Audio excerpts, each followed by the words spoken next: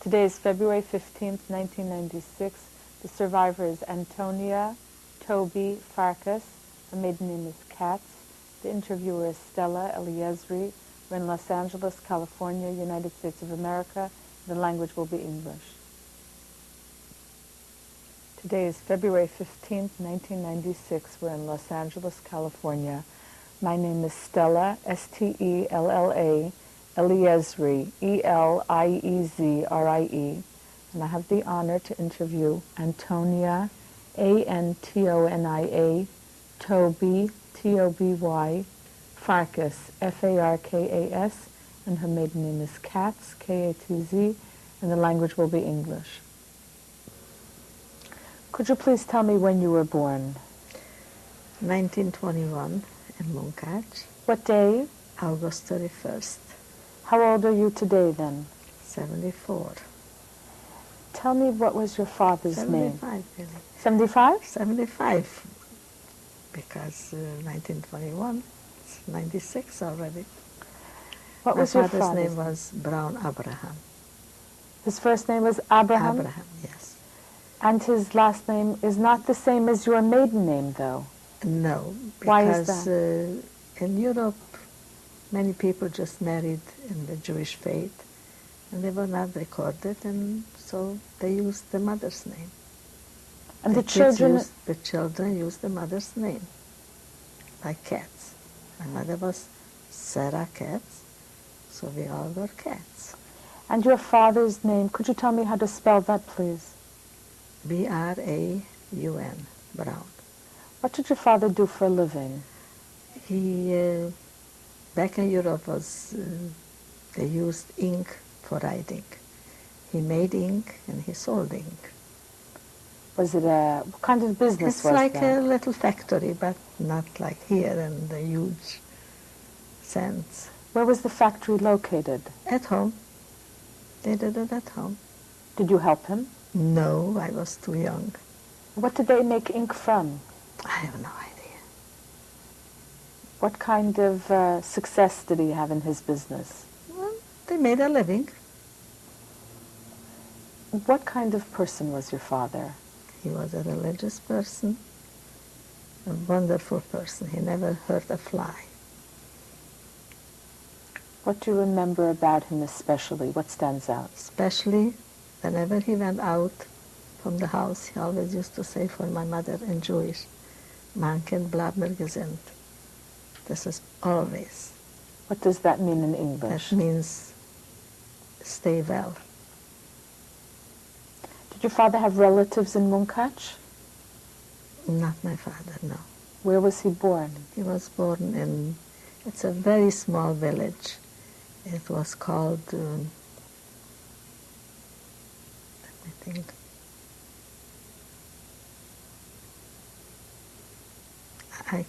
I come to it, I can't remember right now. If you remember, we'll go back. You'll Right. tell me. Okay. What about your mother? What was her name? My mother was Sarah. She was born in Volovo, Is that Czechoslovakia? Czechoslovakia. Did your mother go by another name as well? No. She was Sarah Katz. What about your mother? Where was, what did she do for a living? She was at home, and then later on, she had a little textile store.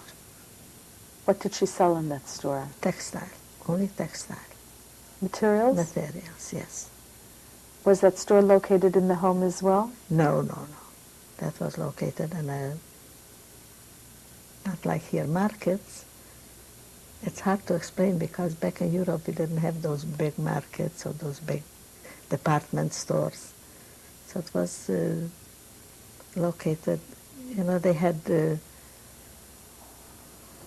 very hard to explain that in English especially. They had small places where 3 times a week everybody from the villages came in shopping.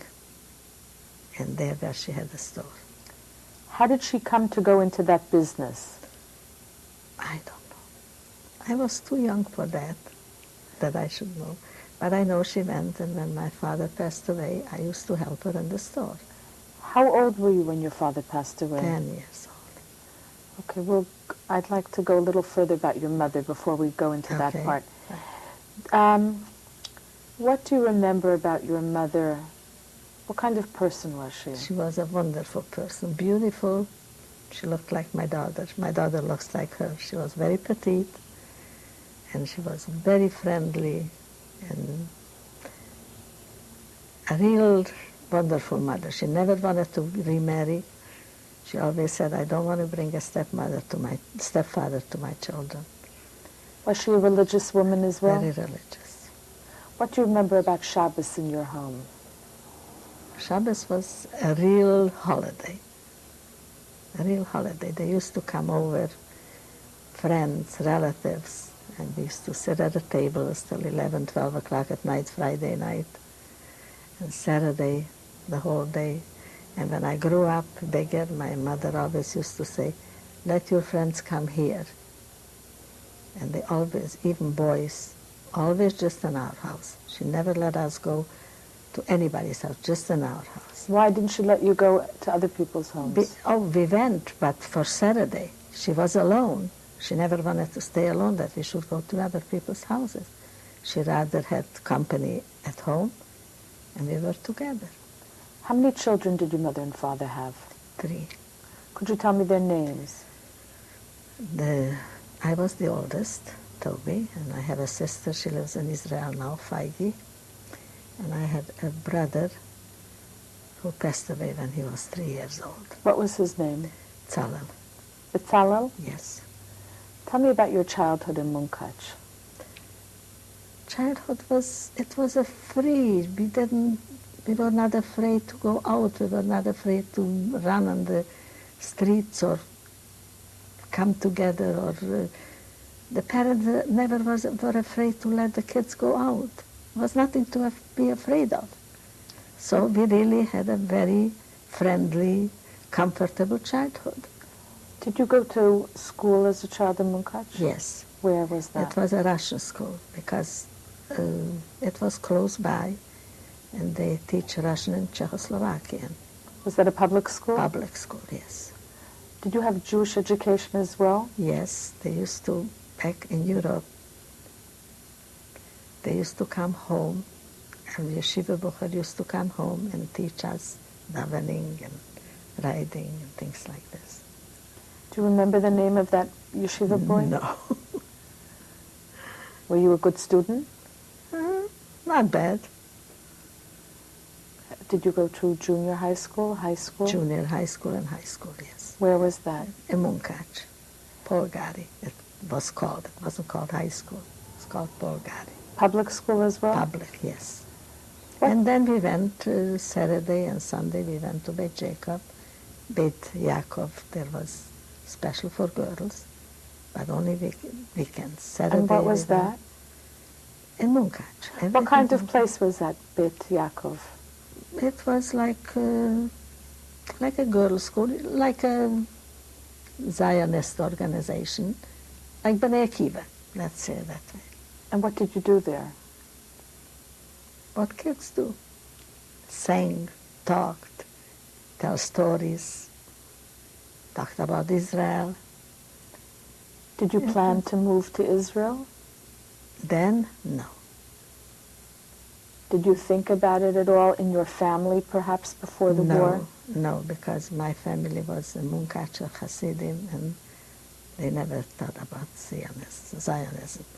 But the Beit in, it wasn't called Beit, it was called Mizrahi, not the Beit Jacob or Bnei Akiva. There we talked about it. Tell me, what was it like being part of Munkacher Hasidim?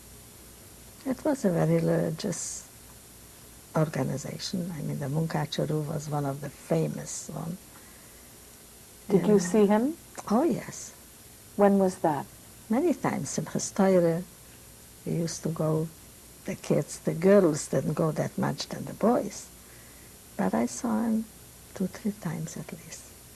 Did you ever speak with the Munkacher Rebbe? Was it a Rebbe or Rav? A Rav. Munkacher Rebbe, not a Rebbe. You did not speak with him? No. Did you want to be a Munkacher Chassid as well when you grew up? I left so early for Munkach. that I cannot tell you what I wanted to be. Were there any Yes. particular customs that Munkacher Hasidim had that you did in your home? Not especially. Any No. special kind of dress that you wore? No, we wore dresses with long sleeves, at least 3/4 sleeves. Never wore socks. But otherwise was the same thing, like anybody else. Did your father wear a beard? Yes. Did he also wear shtreimel? No, Why not? because he didn't believe in streimels. He had a black hat and a beard. And your mother, as far as her... My mother, she wore a sheitel, and she was very religious. In Munkac, there was 90% Orthodox. There was very few, which whole Munkac, Saturday, was not one store open.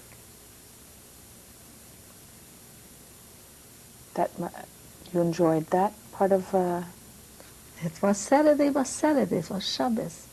You know, it was like, it's unexplainable, that feeling when you come together with all the kids, and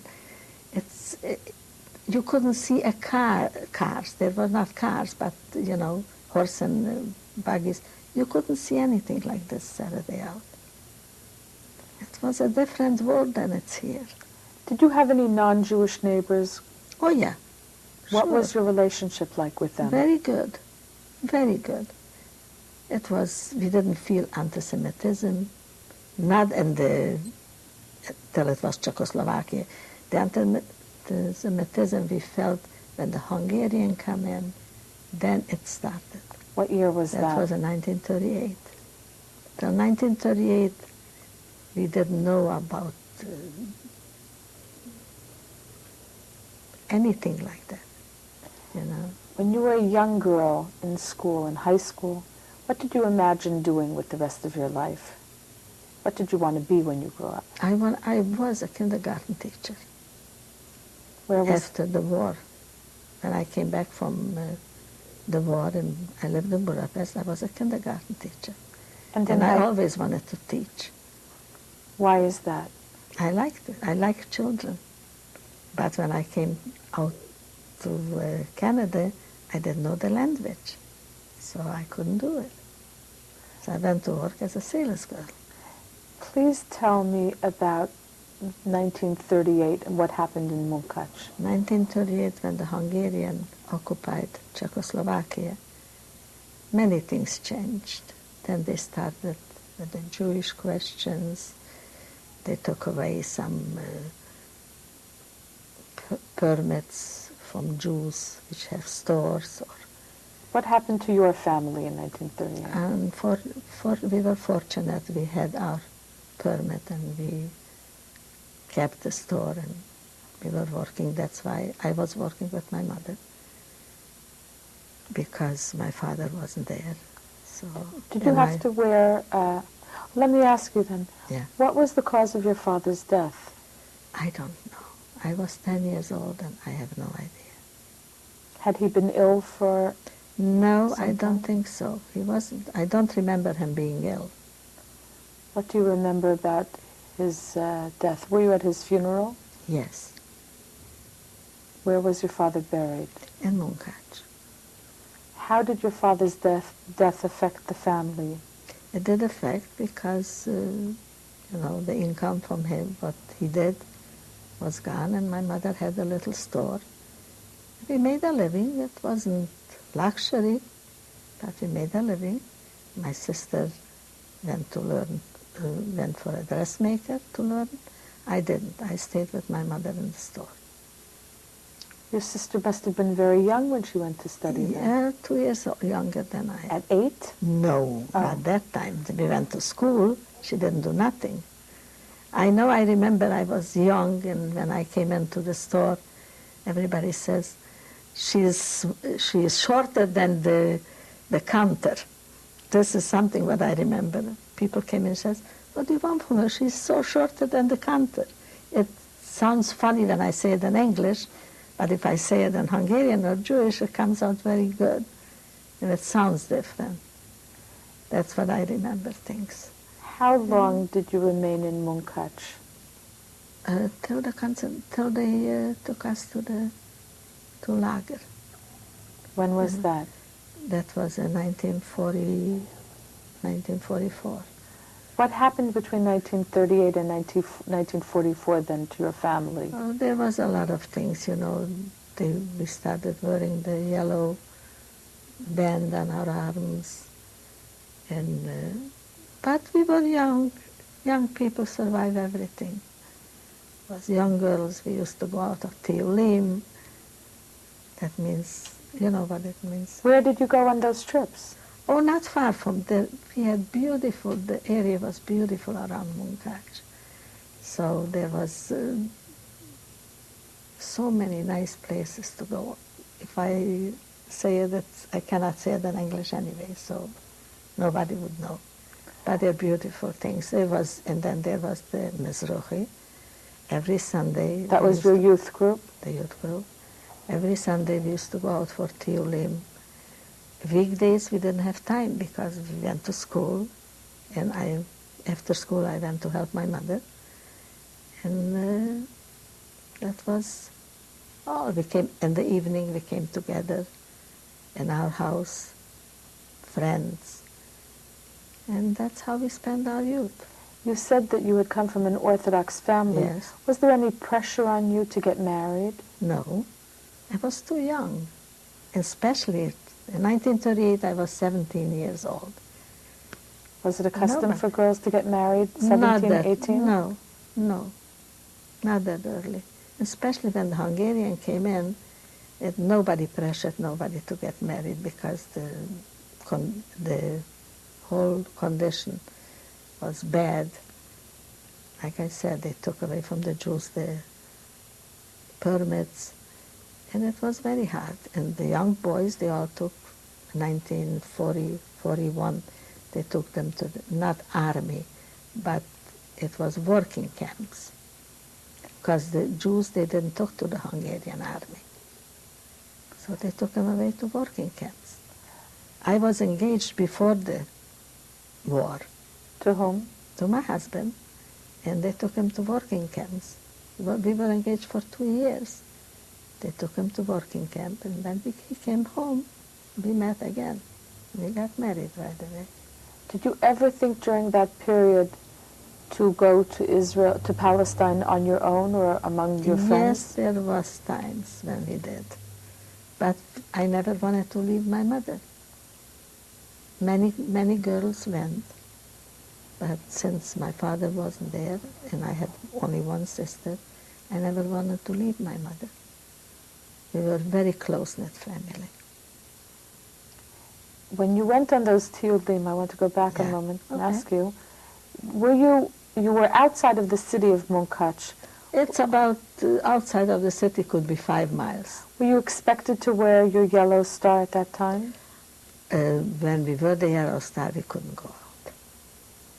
No. Once you wore the yellow star, you had to stay in Munkach? You had to stay in the city, yes. When was that then? What year? 1943. The yellow star's 1943. Did you ever we started wearing it. Did you ever discuss among your friends what Hitler's plans were for the Jews, what was happening in other countries? We didn't know. Why not? Because there was no news of that. Did refugees ever come into your town? No, there was no refugees. Because we didn't know what's going on at all.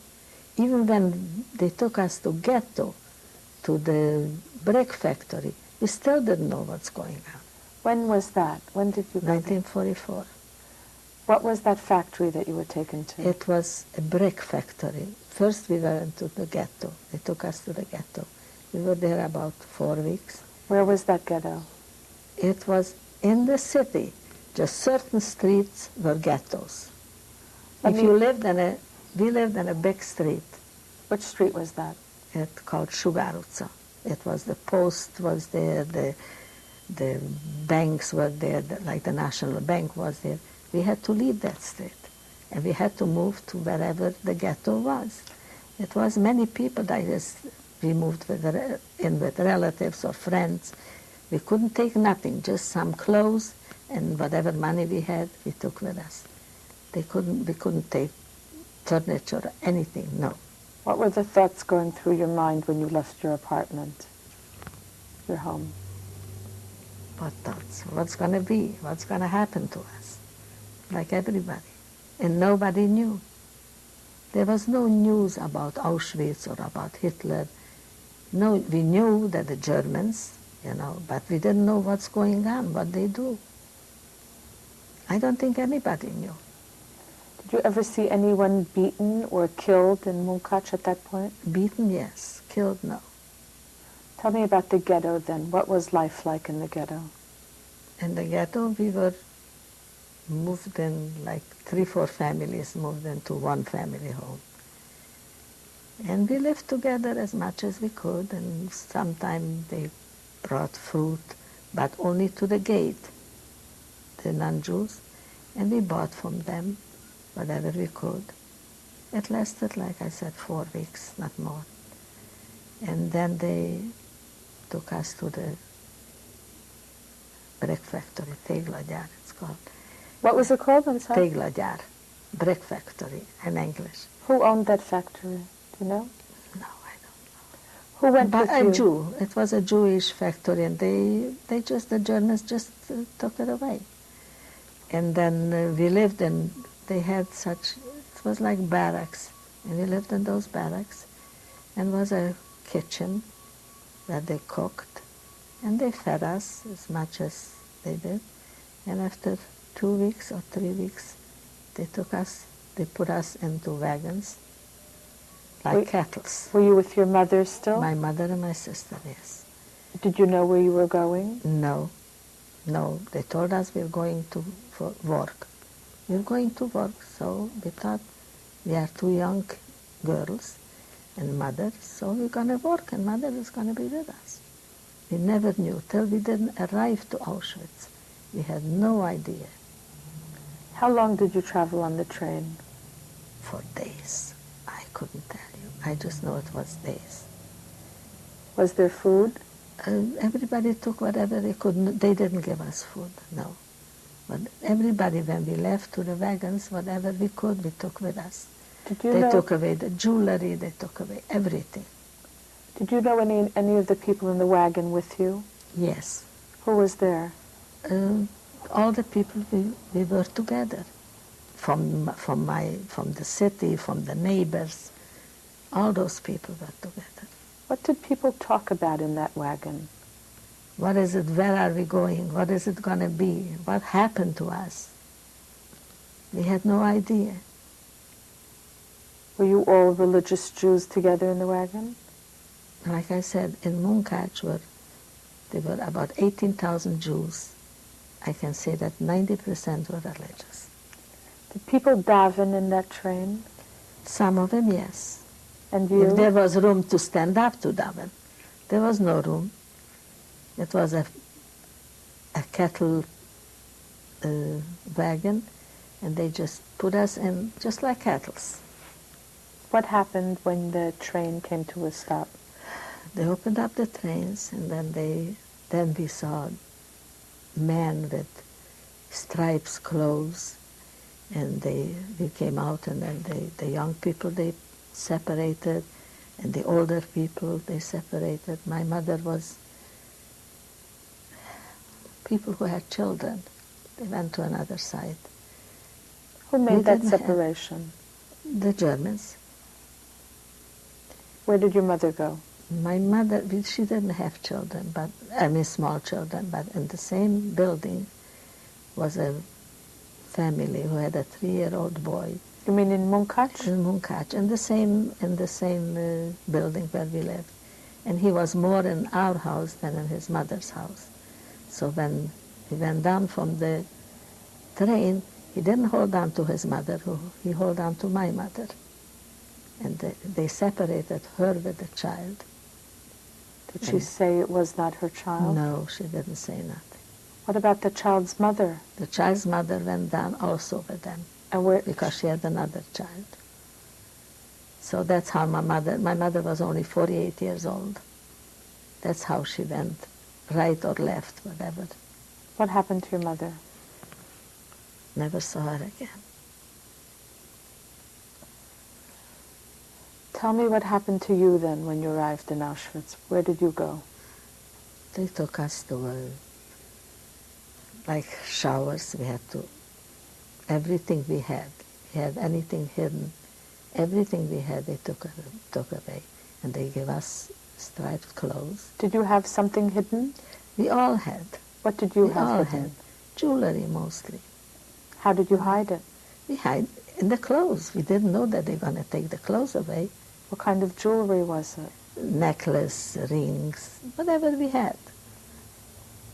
What did you imagine doing with that jewelry? We thought wherever we're going to go, if we need money, we can sell it. We didn't know we're going to go to Auschwitz and what's going to happen. Tell me then what happened. We came to Auschwitz and they separated older, younger. They took us to barracks. You went through the showers? The showers, and they gave us the striped clothes, and they took us to the barracks. Tell me about the showers. It was like a long stall, and there was water on both sides. It wasn't really showers. It was just so we washed, and then they give us clothes, and we went to the barracks. Were you shaved? Yes. Oh, yeah. We were all shaved. Who shaved you? Your head was shaved? Halflings, yeah. Halflings. Not the halflings who were there from before. These were Jews or no? Jews, some Poles. Were these men or women? Men and women. What was going through your mind? You were a teenage girl. What can go through your mind when something like this happens? What's going to be? What happened? Where is it going to end? And then they took us to the barracks and they put us in, how should I say it? It's a bed, that's it. They called koya, they called it. It was 2 layers. Some people were on the lower layer and some on the 10 people on one stall. And we were laying there, we didn't do nothing. Then 2 weeks after they came and they said, we need some people for entlausung. What is that? That means everybody came in and they sprayed them with, I don't know what kind of what were they chemicals. For lice? Yes, entlausung, lice is louse. What kind of job was that then? What were you expected to do? Nothing, just to stay there and spray the people. And they brought the covers and things like this, and that was sprayed. Everything was sprayed. This is the end of tape 1.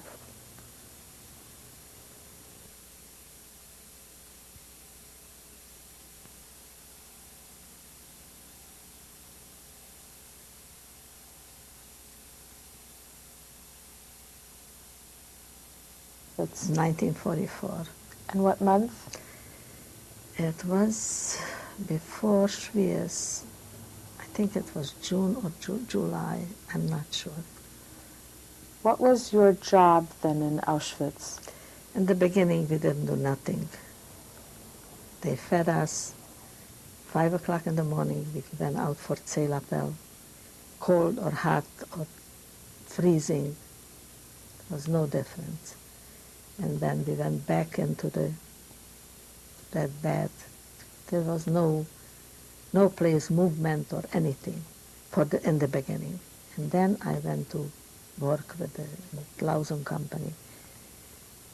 So I get an extra piece of bread or an extra piece of cheese, whatever. That's why we went. And I said to I was with my sister together. I said, if I'm going to stay here, then I'm going to die. I'm not going to let that happen. So whenever they ask for some work to go to do, I was the first to go. And later on, we went, there was a kitchen, but mostly Polish girls were working in it. So me and another friend went at night, and we helped those Polish girls schlepping, carrying heavy things. And we always get an extra piece of a potato or a piece of bread. That was the whole thing, just not to be hungry. And I had a sister and she had a sister. So we all could bring something for our sisters. And that went on for a while.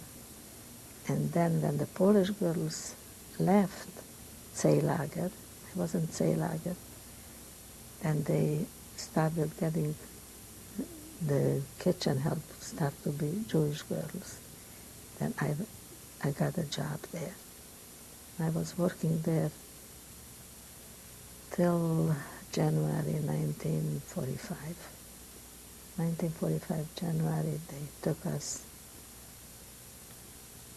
The ration closed in, so they took us for I don't know how you call it, dead walk or whatever. Death march. Dead march. They took us for 2 weeks.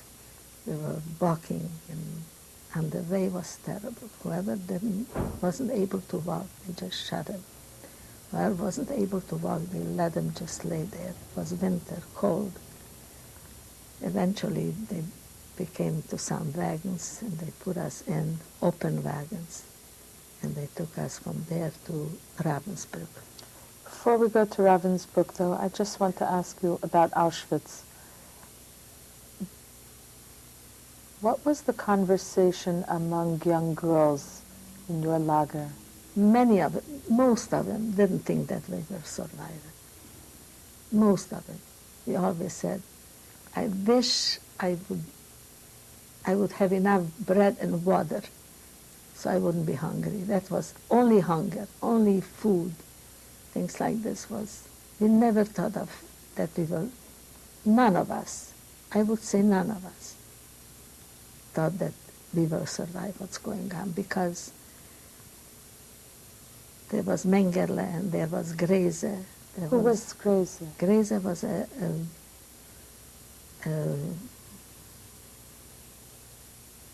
she was the main officer, and I don't know how to say it. Was she a Jewish woman? No, she was a German. And what was her job? Her job, she was the main inspection or things like this. She used to come in. Once I remember, I worked in the kitchen and I gave out somebody cooked potatoes, and they caught her, and they found out that I did it. So they put me out to kneel. You know, when they cooked, they cooked with coal, and the coal, the ashes, they put on the floor outside in the front of the kitchen, and they put me out to kneel the whole day on those little coals. It wasn't hot, and she had a what's it called in English? What's the word? Korbach. Was that a strap? A strap, right? Like a.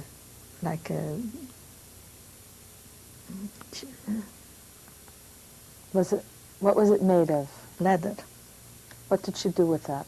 She went and hit everybody with it. And I was kneeling there, and she came a few times and hit me.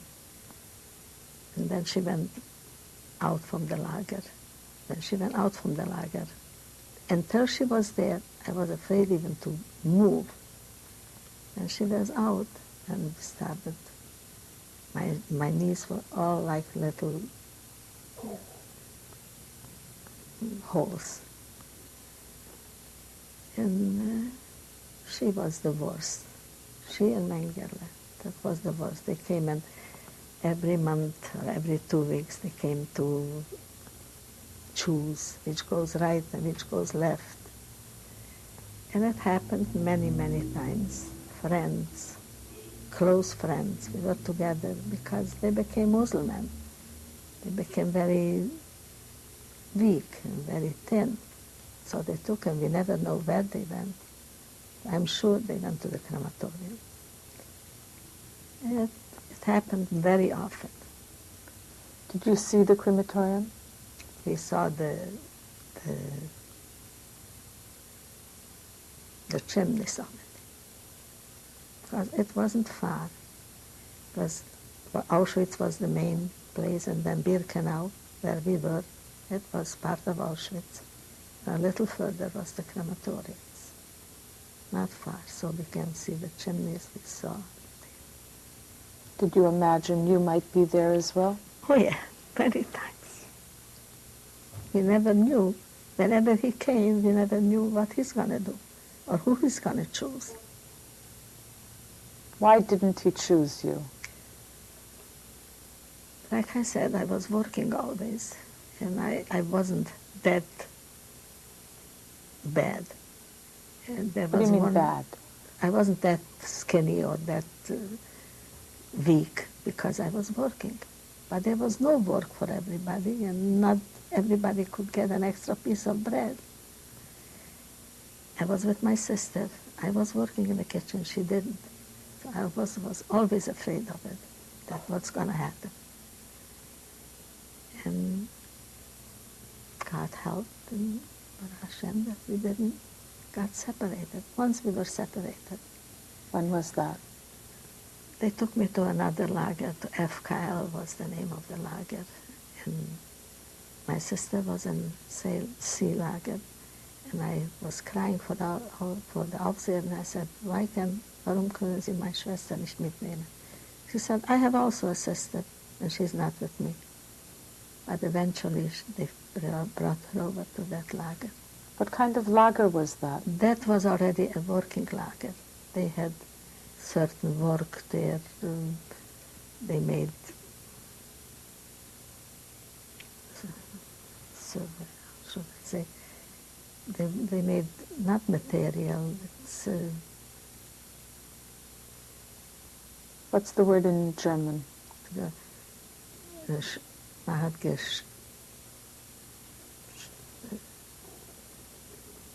You know, I can't explain it, I'm sorry. I know there was more work, and I was still working in the kitchen. My sister wasn't. And my lager sister was there with me. Who was your lager sister? She is she lives now in Canada, Toronto, Canada. What's her name? She was Pearl Isaac. She was 10 years older than me. She lost 2 kids there. They brought her to Auschwitz, and she lost 2 kids. And then we met, and she said, I found my 2 kids. So we were so close. We still are. What is a lager sister? You know, you meet in the lager, and you became so close that it's like a sister. You went through all the things together, the bad and the good. When people were hungry, they went out on the garbage. They took the shell from the potato shell, they washed it and they ate it raw. That's how it was, how hungry we was. Because they gave us a piece of bread for the whole day, a slice, and sometimes bread, they just once a week they gave the bread. And every day in the morning some cook, I don't know what it was, in lunch and dinner. But it wasn't enough to survive on it. So many people didn't survive. Many. It's impossible to explain it, what it was and how it felt. As a religious young woman, Yes. was there any kind of religious observance that you had? No, absolutely not. No. You did whatever you could, and there was nothing else you could do, because there were 200 people in one block, in one cabin. You couldn't do nothing. You didn't have candles to light, or you didn't have prayer book to pray. It was nothing like this there. Do you remember Yom Kippur in Auschwitz? There's nothing. We didn't eat. That's all. But there was nothing else we couldn't, like I said, there was no prayer box. There was nothing. How did you know it was Yom Kippur? How did we know? I don't even know how we knew. But we just knew, because there was men, and there was on the other side were men, and some of them Jewish, and some they were yelling through the wires. Probably that's how we knew it. I can't remember exactly how, but I know. It was something which is undescribable. Every day we saw how they took the deaths out of the lager. They just take them and throw them in the crematorium. There was no burial or anything like that. There's no mass grave either, because everything went to the crematorium.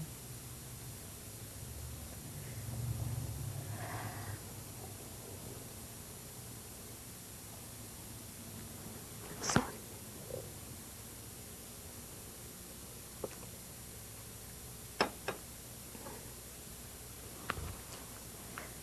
Many times you saw your friends. You became friends. You never knew the people, but you became friends. Just got sick. You said they're taking him to the Riviera. That was like the hospital. Never saw him again. So we knew that. And what happens to a person when you see this every day? How did this affect you? You think of it, tomorrow it's going to be me.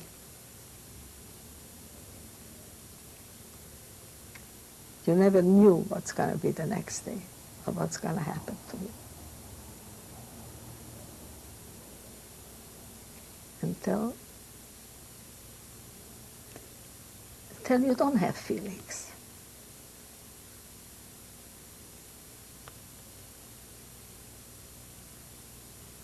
It's nothing else you can imagine. Today this happened to him, tomorrow it could be me. Tell me now about Ravensbrück. What happened there? And we came to Ravensbrück. It was very cold. We came there, was no place to go in. So at night we lay down outside. In the morning out, we had a coat. The coat was frozen to the earth.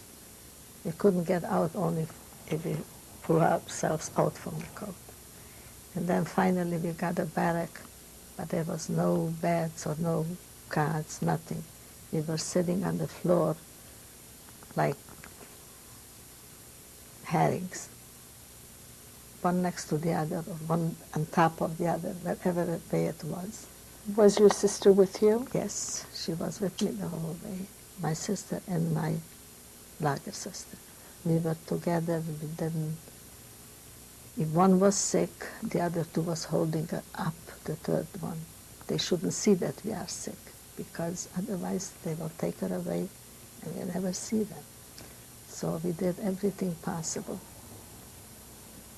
We were in Ravensbrück for a short while, and then they took us to Malchow. Malchow was already Katz, where we could lay down. But we didn't do nothing. There was no work there or anything. Was there food? Food, just enough to survive. Just enough to survive. More than a Ravensbrück. And we were there also for a few weeks, and then they took us to, that was already in the beginning of March. They took us to Leipzig. How did you get there? First we walked, and then we got to with open wagons. And there we were worked in a factory. There we had already a little more food. What kind of place was Leipzig? I was never in the city, we knew it's a lager in Leipzig. Was it a labor camp? A labor camp, yes. Were there people killed in Leipzig? I don't think so. There, I don't think so. Many people died after Leipzig when we went again for like a dead walk. For 2 weeks, when the Russian closed in, then they took us away from Leipzig, and we were marching for about 2 weeks without food, Nobody gave us food. We went on the fields and we took out potatoes from the earth. And that's what we ate. It was terrible. That was the worst, because people were falling and nobody was allowed to go to pick them up or to do something. Who was guarding you there? German guards. We had always German guards around us. Where were you marching to? What We direction? didn't know. We started up in Leipzig and we went round. We ended up near Leipzig. But first we marched for 2 weeks they took us round. And that was the worst, because then many people fall then. Many people fall, the Germans were already very nervous. And if somebody couldn't hold with the steps to the throw, they just hit him with a rifle, or they didn't kill, but they hit him and they let him lay there. So that was that. And then after that we came to Leipzig, and all of a sudden we just saw there is no SSs. We didn't know what happened. No soldiers? No soldiers. And the soldiers who had been with you until then? They disappeared. That was the time when we got liberated. But we didn't know that we are liberated. We just didn't see any German soldiers. How many people were you with, do you think? About 400 or 500 people. And by the time when we arrived, in the end, maybe half of us were there. The other half didn't make it. Then when we came to Leipzig, there was a bridge, a broken bridge, and since we didn't see nobody, we were afraid that the Russians will, because they said if the Russians come, they are very brutal. So, on the other side of the bridge were Americans. They said whoever wants to come over, they had to go down, and they put down a ladder this way and up the other way. Whoever wants to can come and be here.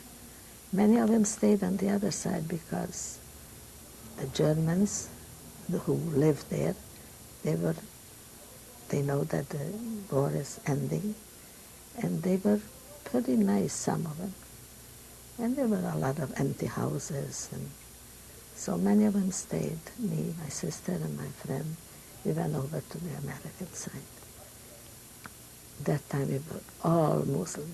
We were very, very weak and sick, but the Americans took us to the camp and they fed us with cream of wheat, very light food, till we got better. What city was that in then? Grima. What country is that? Germany. It was close to Leipzig. How did it feel to be free? It's a question which is not answerable. How does it feel when somebody knows that there is nobody behind you with the gun, that you don't have to be afraid anymore?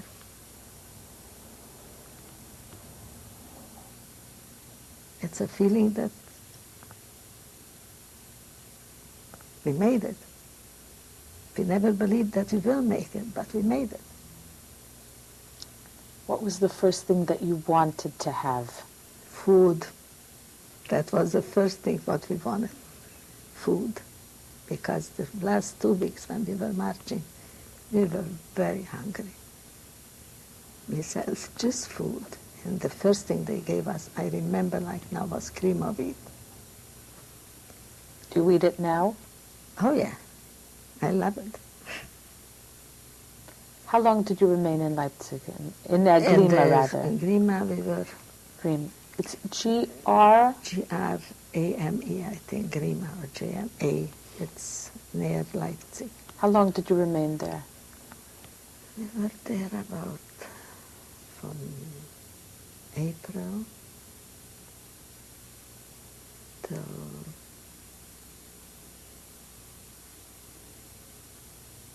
beginning, till end of May. From April till end of April. About 6 weeks we were there, and then they sent us home. Did the American soldiers in Grima ask you about what you had been through? Some of them, yes. What was their response? They couldn't believe it. If somebody would tell me the story, what I went through, just tell me, it would be unbelievable. I still can't tell everything what I went through. It's impossible to tell it. What would you like to tell me that you never told before? Something which was unbelievable. Everything what went on was unbelievable. Unbelievable that people could be so cruel, that people could do something like this to the other people. What did you see that stands out in your mind? What do you remember now? What stands out in my mind, when we came to Ravensbrück, there was no crematorium in Ravensbrück. So all the dead people were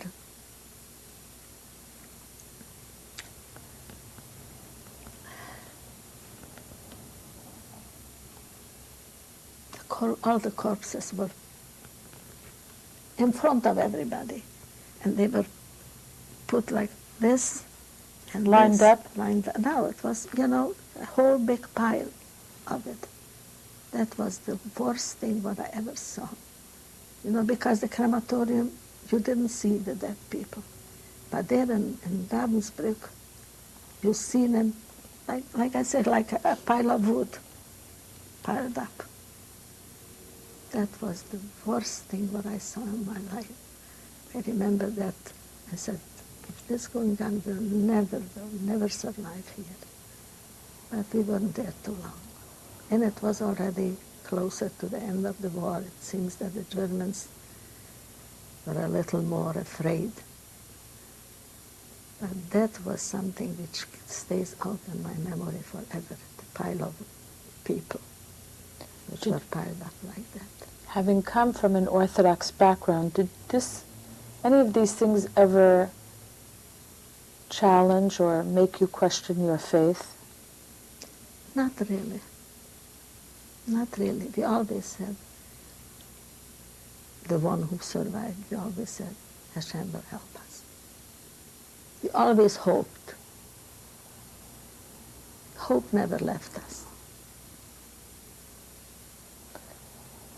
Where did you go after Grima? After Grima, I came home to Munkac. What did you find there? Nobody. My husband was home already then. He got liberated earlier because he was in working camp. So we got together, and after 4 weeks, we got married. We didn't stay in Munkac long because the Russians were there. Tell me about your wedding.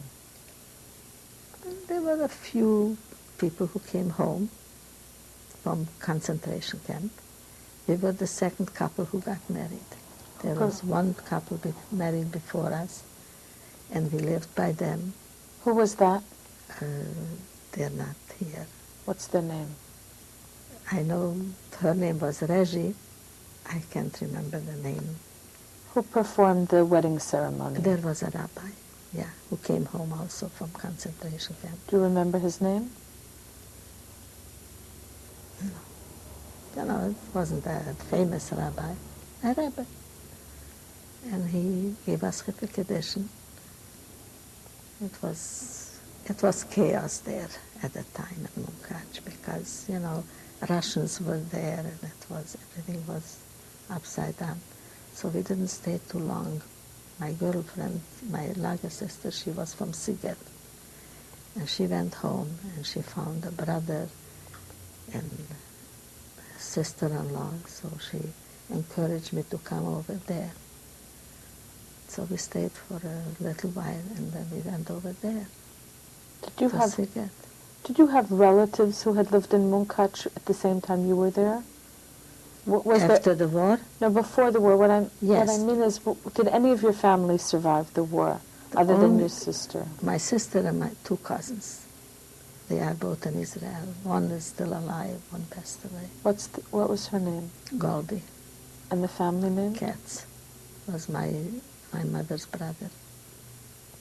What did you do in Sighet? In Sighet,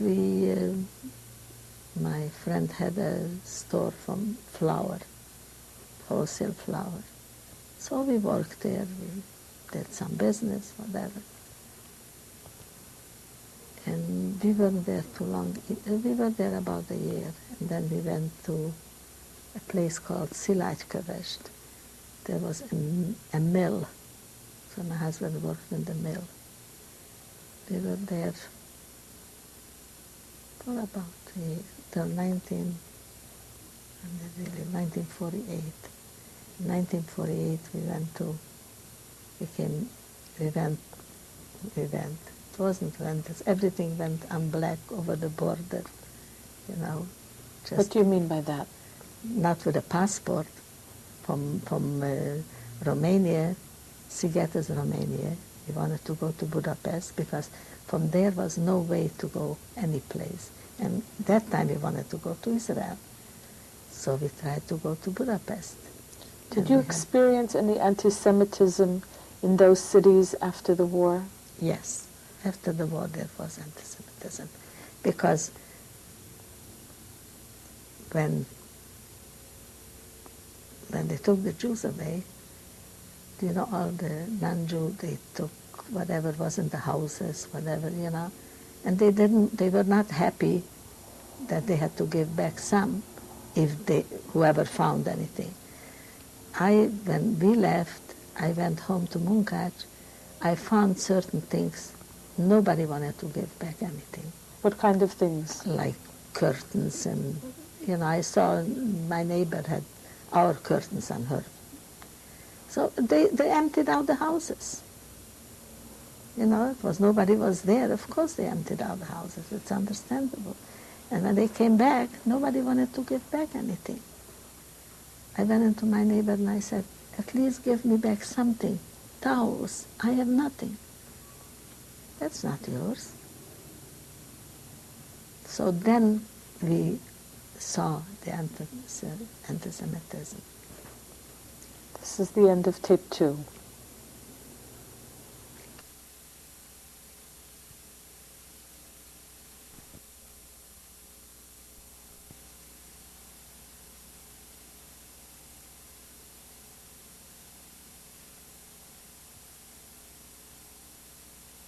And ask you about how you came to go into the ghetto in Munkács.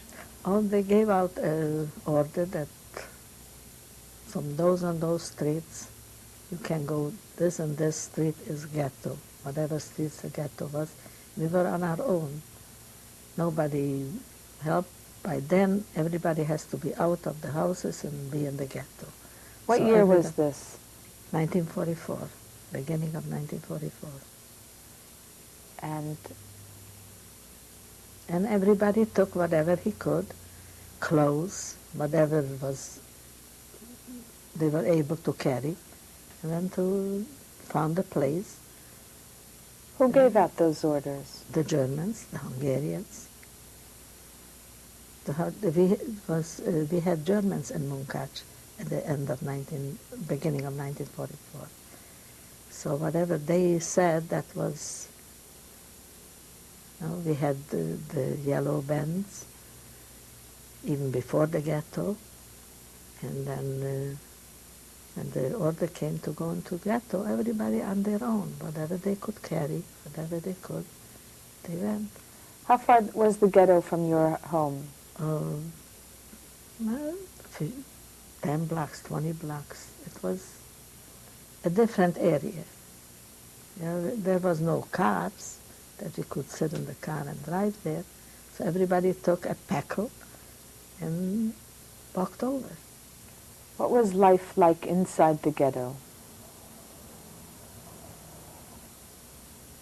It was very crowded because so many people had to be in a very small area, and everybody took whatever food they had along, and they had to share. And then people came to the gate and we bought whatever money we have. We bought eggs and whatever, vegetables. But there was only 1 hour in the day when you could go out, buy something. And in 1 hour, just to walk, because there was no cars to get there, it takes time. So couldn't buy too much. When you say there was a gate, Yeah. had that gate been there before the ghetto? No. They put up the gate and the ghetto. When it became the ghetto, they put a gate in the street, end of the street. And that's And who guarded it? Germans, Hungarian soldiers. Inside the ghetto, were there German soldiers as well? No, not inside the ghetto. Was there any They kind used to come in just to look around, but they were not there. Was there any kind of committee or person in charge of the ghetto? Yes, there was a committee. There was somebody who was in charge. Who was that? I don't know. I know the Jewish committee who was in charge, but they couldn't do nothing. Did you have any kind of special job in the ghetto? No. Then what did you do each day? Nothing. It was all men who took care of things, not women. We cooked, we washed, we cleaned, because there were so many people together, so many people in a small place, there was so much more to do with it, to keep it clean, and to keep the people fed. Who cooked the food? Whoever was, it was not an apartment house, but in one building, in one 5, 6 couples used to live. Now, all of a sudden, there were 15 couples or 15 families. So one of them cooked, and if there was food enough, they cooked for everybody. Was there any kind of organization for young people in the ghetto? No. It was a short time. It was in 4 weeks we were in the ghetto, not more. So it was really no organization. Just the young people get together and say, what's going to be the end of it? What about running away? Was there an opportunity? No way. Why not? No way. Where could you run? Where could you run? There was no cars that you sit in the car and run away. There was no opportunity to run away from the ghetto. Now I want to ask you about Auschwitz one more time. Would you like to tell me about the capo or the Obercapo who you were? Yes, who you knew? The Obercapo, the one who I knew, which block I was, she was very nice. What was her name? Magda. She a Jewish woman? Jewish, yes. She was a Slovakian. The Slovakian Jews came 2-3 years ahead of us. And she was nice. There were some Jewish couples who were not that nice, but she was very nice. In what way was she nice? She was nice when they wanted Jewish girls to the kitchen. She pushed us. Go, you go in the kitchen, at least you have what to eat. And she never scolded, why didn't you do this or that? She understood what we are going through. She was a nice person. I always remember her. What about the bad ones? Do you remember anyone in particular? There were some bad ones. One was a bad one, Surka, I remember her, that was Block 7. She a Jewish woman? A Jewish, but she was there already for about 3-4 years. What country was she from? Slovakia. What was bad about her? She never encouraged that, don't worry. The Magda, she encouraged us. She says, it will come a time and we will be free. Surka, she said, we will never get out of here. And that was a terrible thing. Did she beat people? No. None of the Jewish couples beat, at least not that I know of. Maybe they were, but not that I know of. None of the Jewish couples ever beat me or I saw beating, unless you did something terrible. But I never saw them beating. Were there any pregnant women or young children in your barrack? No. The young children, they never let into Auschwitz. Right away, as they came from the wagons, they took them away. And the pregnant women, the same thing. They never let any pregnant woman into the lager. As we came down from the wagons, they checked everybody. You go right, you go left. They never had a chance. Tell me now, I forgot to ask you your husband's name. Simcha. What's his full name, please? Simcha Farkas. Albert Farkas. Did you have children? You have children? Here? Sure. In Europe, did you have children after the war? Yes. All of them are born after the war. Could you tell me what your children's names are? Yes, my oldest is Emil. He lives here in Los Angeles. Where was he born? He was born in Siget, Romania. He was here in Sal. He has a self-defense karate studio. And the second one was born in Budapest, Agi. The third one in Budapest. Who's the third one? Rabbi, the youngest one. They were born all in Budapest. And then When did you we lived in Budapest. We were supposed to go with Aliyah to Israel. But it was a mix-up. We had already our shots and everything. All of a sudden, the Hungarian government said that we had a Prius. I don't know if you know what it is. No. We cannot leave the country because we owe somebody money. So by the time I went up and I cleared that I'm not the same person, a Farkas who used to live in Budapest, owed money for somebody and they were suing him. By the time I cleared that I'm not the same person as the other Farkas, the last Aliyah left. The last group who went left. That's how I got stuck in Budapest. And then in Budapest I was working for in kindergarten for a school, the Orthodox school. Which one was that? Kazinci utca, Kazinci school. It was the Orthodox school. I was working in kindergarten for 8 years till I left. Why did you leave? 1956, when the revolution came, I hardly waited to have a place to leave Budapest. It was not a life for a future. I was afraid with 3 children, so my girlfriend, the one who lives in Toronto, she wrote me a letter. She said, I heard that Feige's sister's feet hurt. She cannot walk. Then I understood what she meant. What did she Feige mean? is my sister. Why don't you come? She couldn't write in the letter, why don't you leave? Why don't you come? So she wrote me a letter. She says, in Hungarian, it sounds better in Hungarian. How do you say it? Feige testvérének fáj a lába, nem tud járni. And the message was? The message was, leave. So when did you arrive? I left 1956, December the 6th. We left Budapest. We left. We dressed up, we take the children to school, just like every day. Nobody knows that we're leaving. I closed the door. There was an old lady who used to watch my children, lived in the same building. I said, Margit Neni, that was her name.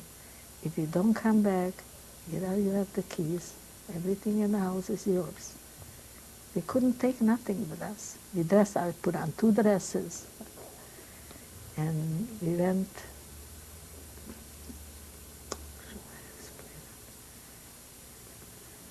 to the train. My husband was working they made bicycles. So he made a paper for himself that the company is sending him to a place which was close to the border, to work there. And we went with the train, and the Russian soldiers came up, and they looked everybody's papers, and they took them off the train. They saw his papers that the company is sending him to work there. They let us through. They weren't chaperone. suspicious with children? No, because the company sent the family. We were, in 1956, when it was revolution, many houses were broken and bombed out. So it was on the paper that since we didn't have a place in Budapest anymore, they sent us there to the Russian, it was called Sopron, to Sopron to work. We came there, we went to the rabbi's house. The rabbi wasn't there anymore. But in that house were all the people who wanted to cross the border, went to the rabbi's house. And we were there for 2-3 days. And then they came people, who took us over the border. Not so simple, but they did. They smuggled you across? Smuggled us, yeah. How That's the word. How did you get across the border? Friday night it was midnight. We were walking. First we went with a wagon to somebody's place. Till midnight we were there. And then we went over the fields. We had nothing with us. I had one rucksack, which I had some clothes for the kids and pictures, my old pictures, memories. We were walking, and the earth was frozen. It was December. And we were about 25 or 30 people, mostly younger one. I carried the little one because he didn't want to go to nobody. He was 2.5 years old. And my husband was holding on to Aggie. She had a bag with a Taliesin film in it. That's all. And my oldest, he was 11 years old at the time, he went with a group. And all of a sudden we just saw nobody's there, only us. Because it was a forest, and we didn't know if it's people or trees. All of a sudden we just saw there is the smuggler and the rest of the people, nobody was there. We were afraid to yell. So we were walking by ourselves. We didn't know where we are. We didn't know what happened. We came to a water, I don't know how you call it here, an arok. Stream? It's a stream, yes, a stream. And we couldn't cross it. And I started crying, I'm not going no place. Mendy is not here. Where is Mendy? It's the oldest one. So my husband said, he must be with the rest of them. But we didn't know. And all of a sudden we heard, a little further down, we heard some people talking. We didn't know who it is. We walked down, and was a small bridge, just very small, just to walk over. I said to my husband, I don't know where we are. Are we in the Hungarian side or the Austria side? We didn't know. We walked over, and we walked a little bit, and we saw Austrian gendarmerie. And they asked me, what are you doing here? I said, we lost our son, and I didn't want to go. He said, don't worry, our son is with us. He sent us to look for you. That's how we went through the border. And then we were in Austria for a little while, in a camp. Which one? I don't know what the name was of the camp. Because first we wanted to go to Israel. And my girlfriend, who I said, the one from Canada, called me at night, and she said, I want you to come here because your husband with the 3 children, you're going to Israel now, they're going to take him to the army, and you're going to stay with the children. Don't go nowhere. I will send you papers. You stay there. So she sent me from Canada papers. That's how I came to Canada. When did you arrive in Canada? Canada, 1950.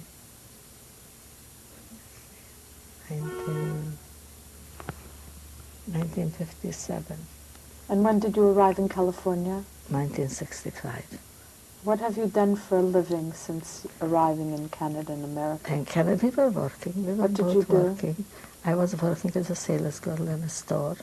And in California, what have you done? In California, same thing. I was working in a bakery, and then I had a little coffee shop, and in the end I had a old age home. And there I got sick, and I had to sell. I wish I wouldn't, but I had no choice. I got heart palpitations. Every few days I had a, so the doctor told me it's not a job for you, you're too soft for that. I had it only for 6 years. What kind of life have you had in America?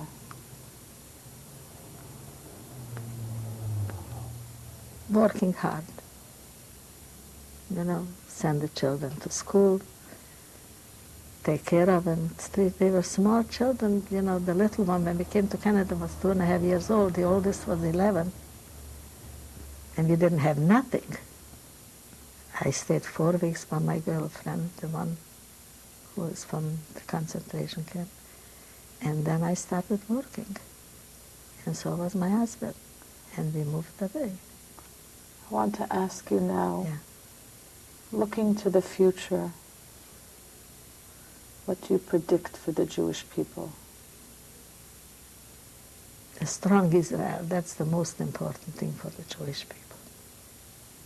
That's the most important. If, at that time, if there would be an Israel, I don't think anybody would do what they did to us. That's the most important. And now at the age of 75, how do you ever wonder why you survived? It was beschert. Because many stronger people than me didn't survive. So I just say it was beschert.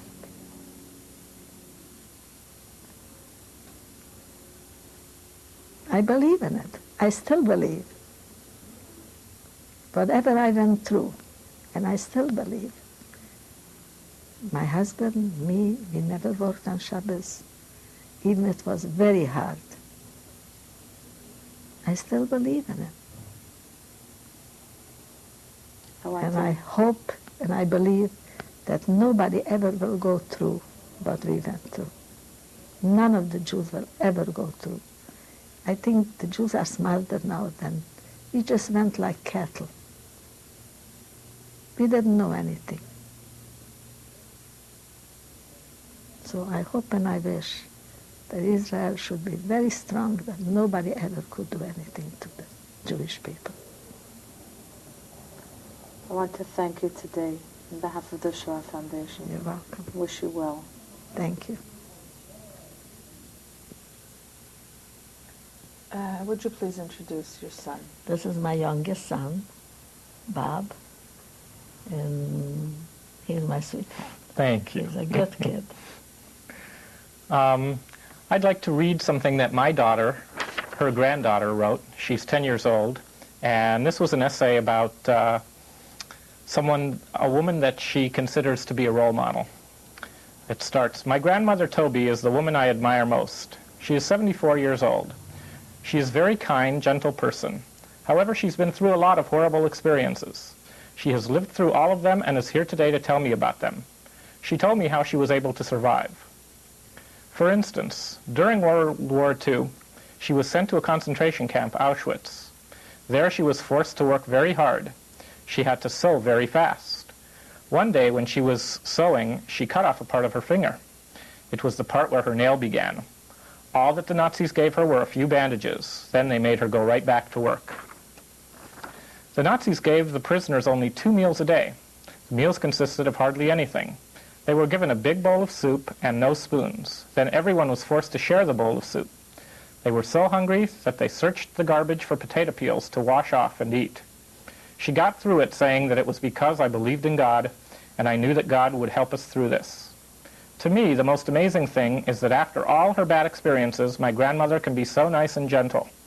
I'm very proud of her. I'm also proud that she kept on believing. She's a wonderful woman and a wonderful, caring grandmother, too." And a wonderful mom, too. Thank you.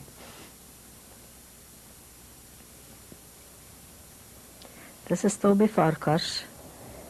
And this picture was taken in 1939 in Munkács, Czechoslovakia. What was the occasion? No occasion. Just was taken, a picture. This is my wedding picture in 1945 Where was it taken? in Munkács, Czechoslovakia. Czechoslovakia. The first person is my sister, Feige, her fiancé at the time, Schleimi, What was the last name? Kleinbart. And that's me, Your name? and Toby, and my husband, Simche, Farkas. Farkas. And this is a cousin of mine who came home. Her name is Goldie. She lives in Israel. Her last name? Goldie Katz, and she lives in Israel. This person, I don't remember who it is. This is a cousin of mine who unfortunately isn't with us anymore. What's His name was David. David what? I don't remember. Okay. And this is a cousin's wife whose name is Maltz. And this is her husband. He is Bumi Maltz, and her name Roji. They lived in Israel. He passed away. She's still alive.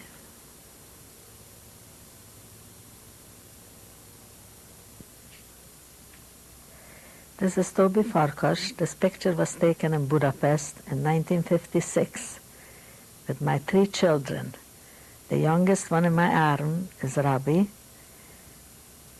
The other little girl below is Agi, and the third one is my oldest, Emil.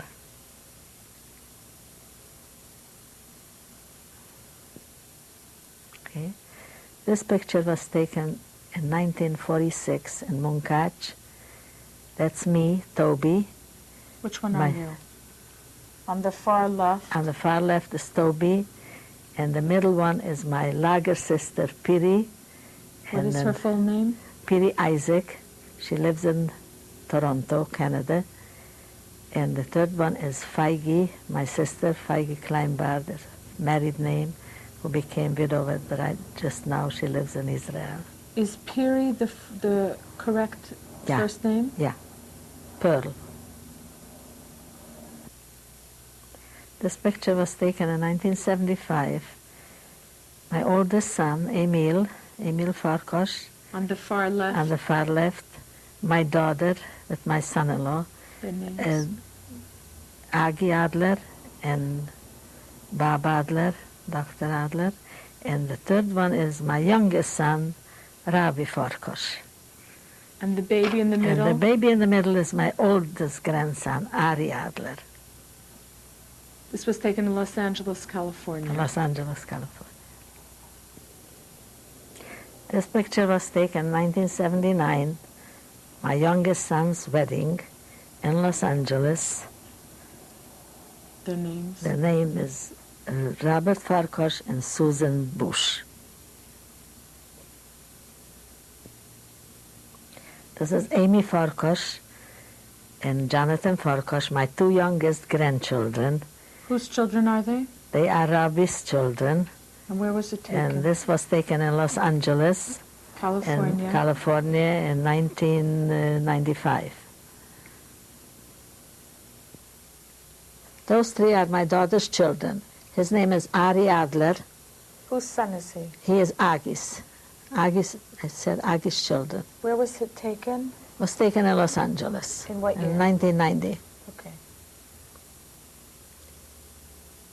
This is Agis' youngest son, Micha, was taken in 1990 in Los Angeles.